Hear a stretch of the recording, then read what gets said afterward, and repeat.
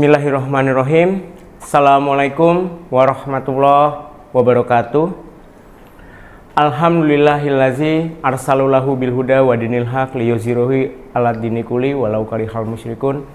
Asyhadu an la ilaha illallah wa asyhadu anna Muhammadar Rasulullah wa ala alihi wa ashabihi ajmain. Pertama-tama, mari dan harus selalu jadi yang utama kita panjatkan puji syukur kita kehadirat Allah Subhanahu wa taala. Dengan rahmat dan hidayahnya kita bisa diberikan kekuatan, kesehatan dalam menjalankan ibadah puasa di bulan Ramadan tahun 1445 Hijriah pada kali ini. Tak lupa sholawat dan salam selalu kita haturkan, kita hantarkan kepada Rasulullah Nabi Muhammad SAW. Semoga kita semua termasuk menjadi kaum yang diberikan kelancaran, diberikan keanugerahan di yaumul kiamah nanti.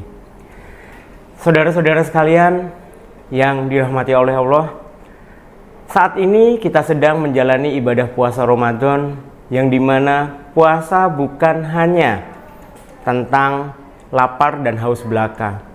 Puasa bukan hanya mengenai keikhlasan beribadah saja, namun puasa sebagai salah satu jalan untuk kita sebagai umat Nabi Muhammad SAW dalam meningkatkan ketakwaan kita. Allah berfirman, Qala ta'ala fil Qur'anil Karim, A'udzubillahi minasyaitonir rajim, Bismillahirrahmanirrahim, wa ma khalaqtul jinna wal insa liya'budun. Sesungguhnya Allah menciptakan jin dan manusia tidak lain dan tidak bukan adalah untuk beribadah kepada Allah.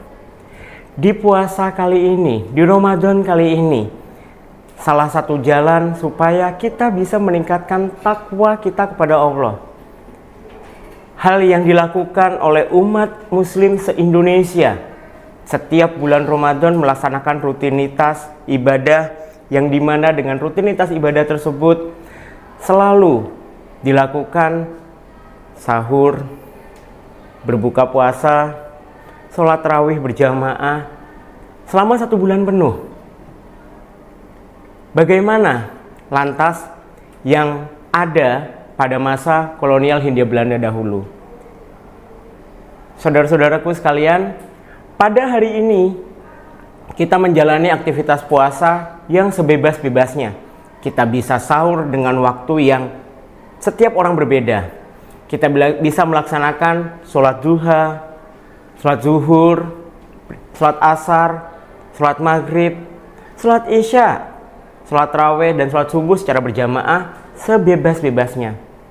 Pada masa kolonialisme hal tersebut tidak bisa dilakukan oleh seluruh umat Islam di Indonesia. Sebagai pengingat, kita adalah sebuah negara kesatuan Republik Indonesia yang berganti nama pada tanggal 17 Agustus 1945 dari Hindia Belanda. Perubahan itu didasari pada saat proklamasi 17 Agustus 1945 yang dimana dilakukan di Jalan Pegangsaan Timur nomor 56. Pada masa era kolonial Hindia Belanda, pada masa era pendudukan zaman Jepang, ibadah puasa yang dilakukan oleh masyarakat Indonesia berbeda dengan pada masa saat ini. Perbedaan itu di mana? Kita akan bedah hari ini satu-satu. Saudara-saudaraku sekalian, pada masa kolonial Hindia Belanda, penentuan 1 Ramadan bukan ditentukan melalui metode yang dilakukan pada saat ini. Dulu ditentukan oleh Perhimpunan Penghulu dan Pegawainya atau disingkat namanya adalah PDP. Kalau saat ini 2 ormas terbesar di Indonesia yaitu Nahdlatul Ulama dan Muhammadiyah menentukan metode 1 Ramadan dengan ruqyat dan hisab. Pada masa dahulu mereka lah yang menentukan atau dikenal dengan nama Hutbestur. Nah, yang menariknya Hutbestur ini ada baik di Muhammadiyah maupun di Nahdlatul Ulama. Mereka punya sendiri-sendiri Hutbesturnya.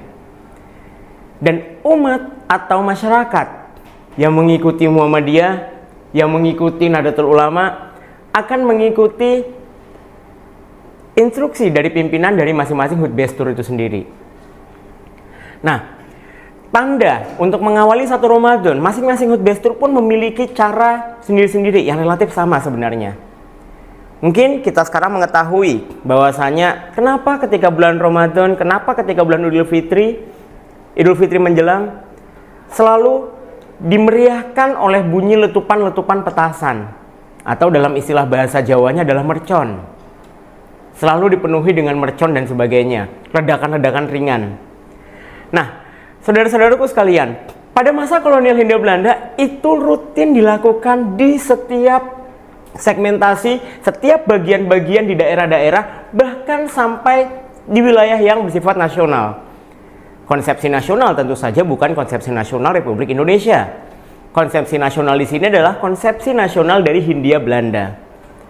Nah, menariknya, ledakan-ledakan, letupan-letupan, bunyi-bunyi mercon, bahkan sampai meriam, itu dilakukan oleh setiap elemen masyarakat. Para menir-menir Belanda juga melakukan ledakan-ledakan meriam. Instruksi langsung dari militer Hindia Belanda. Ini menandakan toleransi, keberagaman pada masa kolonial Hindia Belanda itu berjalan. Sangat ironi, ketika pada masa dahulu toleransi itu sudah berjalan, mayoritas penduduk atau masyarakat Hindia Belanda yang pribumi Muslim. Namun bagi para pihak Indo alias orang-orang keturunan Hindia Belanda, mayoritas mereka adalah Kristen. Umat Kristen pada masa Hindia Belanda, menir-menir Belanda, mereka tetap menyemarakan dengan cara membunyikan lonceng-lonceng pada awal satu Ramadan. Toleransi yang luar biasa. Kemudian mengenai sholat berjamaah, baik subuh, zuhur, asar, maghrib, isya maupun subuh, mereka melakukan sholat-sholat berjamaah tidak bisa dalam satu tempat yang berbentuk besar. Tapi mereka melakukan di kampung-kampung. Mereka melakukan di desa-desa dengan jumlah yang dibatasi. Tidak bisa melakukan dengan hal yang begitu besar. Begitu banyak jamaahnya. Tidak boleh. Belanda membatasi itu. Pemerintah kolonial Hindia Belanda membatasi itu. Dibatasi kenapa? Karena pada masa kolonial Hindia Belanda, pemerintah mengkhawatirkan jika ada pergerakan massa yang begitu besar. Sehingga sholat tarawih yang dilakukan pada masa kolonial dilakukan hanya skup tetangga-tetangga saja, keluarga-keluarga saja. Lantas, kita mengetahui bersama tradisi libur ketika bulan Ramadan. Tradisi libur di bulan Ramadan pada masa kolonial Hindia Belanda diliburkan 1 bulan penuh. Yang perlu diketahui saudara-saudaraku sekalian, libur penuh tersebut dicetuskan oleh Dr. Dr. Indrani. Di mana Dr. Indrani menyatakan selaku perwakilan dari Bumi Putra dalam Parlemen Hindia Belanda bahwasanya kita harus menghormati umat-umat Muslim yang berpuasa, yang menjalankan ibadah puasa ketika bulan Ramadan. Diputuskan libur penuh. Bagaimana dengan zaman sekarang? Memang tidak libur penuh. Namun, pembiasaan libur jauh-jauh hari sebelum Idul Fitri itu sudah dilakukan. Dasarnya apa? Sebenarnya itu sudah pernah terjadi pada masa kolonial Hindia Belanda. Aktivitas-aktivitas masyarakat Indonesia ketika pada masa bulan Ramadan, mereka fokus untuk memenuhi langgar-langgar, surau-surau masjid. Mereka memenuhi kegiatan dengan memancing. Ya, memancing. Tujuannya apa? Hasil dari pancingan akan digunakan untuk beribadah di berbuka puasa nanti. Bagaimanapun keadaannya, umat Muslim Indonesia pada masa kolonial Hindia Belanda betul-betul menjalankan ibadah puasa dengan sangat-sangat penuh khidmat. Pada saat Idul Fitri, pertama kali dilakukan bahwasanya Idul Fitri berjamaah baru pada tahun 1929. Lokasinya ada di Stasiun Gambir. baru pertama kali. Dilanjutkan juga di lapangan Banteng. Pertama kali, sebelumnya seperti sholat tarawih tadi, hanya dilakukan di kampung-kampung.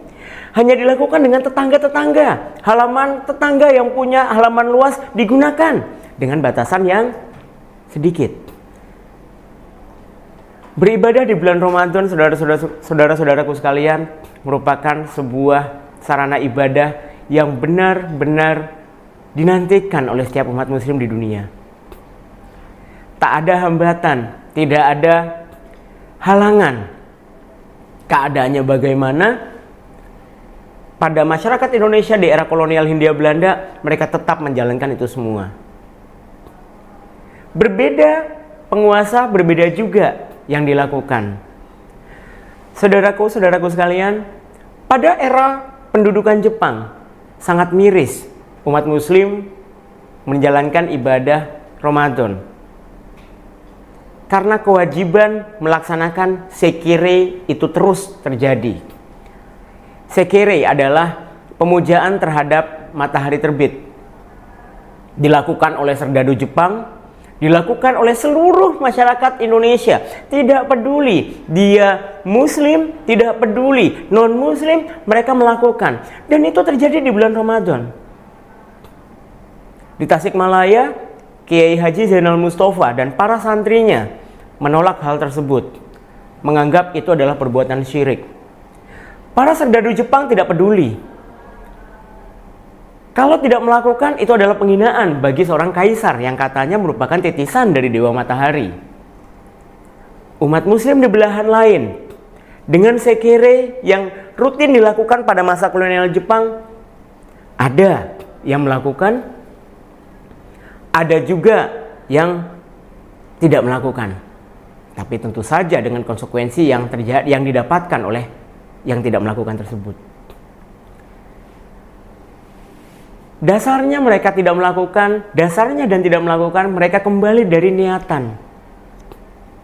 Saudara-saudaraku sekalian, umat muslim yang berbahagia, ibadah puasa, ibadah Ramadan yang kita lakukan adalah sebuah ibadah yang harus secara ikhlas, harus secara dari ruhaniyah kita lakukan. Dan kita harus lebih bersyukur dibandingkan dengan apa yang terjadi pada era kolonial dahulu.